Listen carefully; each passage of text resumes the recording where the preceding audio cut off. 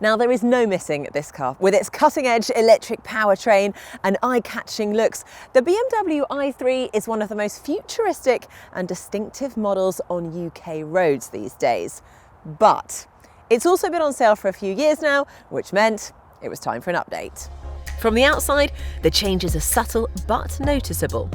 There's a reshaped front bumper and new slim LED headlights up front, as well as a black roof and slightly altered wheel arches, plus further minor restyling around the back. When it comes to luggage capacity, nothing's really changed with the facelift. The i3 remains a fairly small car overall, and at 263 litres, the boot isn't huge, but it is well shaped and nice and easy to use. It's got a flat floor and no awkward lip to haul things over. You can also put the rear seats down, which gives you a nice spacious load area totaling 1,100 litres.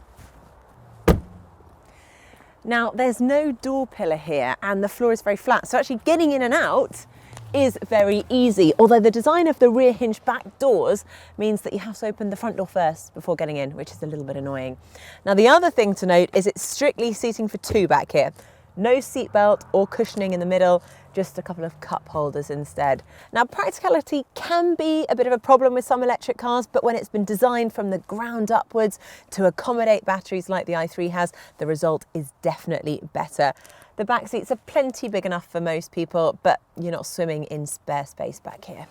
The BMW i3 doesn't really have trim levels as such, just different powertrain options, which we'll get into a little later.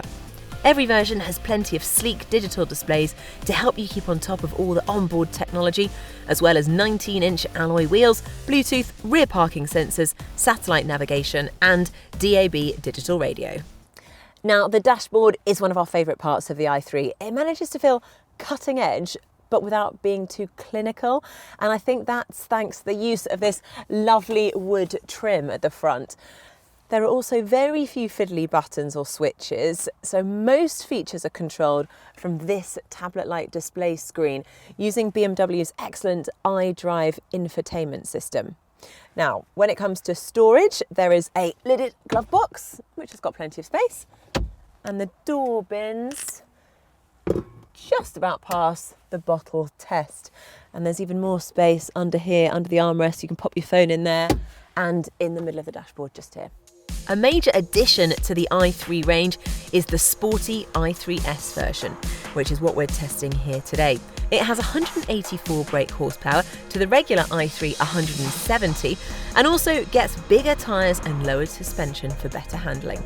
Like many electric cars though, the i3's weight prevents it from matching the most agile of sports cars, but it's still very satisfying to drive, particularly with the instant surge of power you get from the accelerator.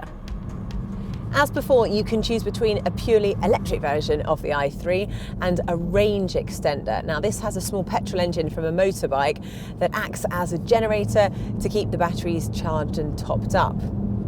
Both the i3 and i3S can be specified as a range extender, and the increased range may come in useful if you regularly tackle long journeys or suffer from range anxiety. However, we think that city drivers will probably prefer the lighter and quieter pure electric version. When it comes to on-paper performance figures, there isn't a huge amount of difference between the different versions of the i3, but if you want the fastest possible 0 to 60 time, go for the pure electric i3S, which does it in just under 7 seconds. Top speed for all versions is a little under 100 miles per hour, and they're all very happy cruising at the motorway speed limit. BMW says that the pure electric i3 has a maximum range of over 150 miles, but they are likely to see a range of more like 125 miles in what they describe as everyday use.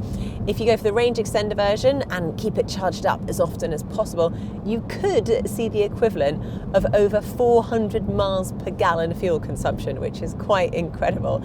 CO2 emissions for this barely breaks into the teens, so the company car tax will be extremely low.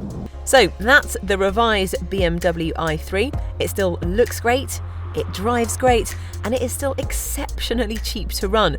But with ever-improving versions of less expensive electric cars, like the Nissan Leaf appearing, it's facing increased competition as zero-emission motoring becomes more and more mainstream. If you can afford it though, the i3 is still a superb choice. If you're interested in the BMW i3, then make sure you check out our Volkswagen Golf GTE video and our hybrid and electric car playlist. Don't forget to click on our logo to subscribe.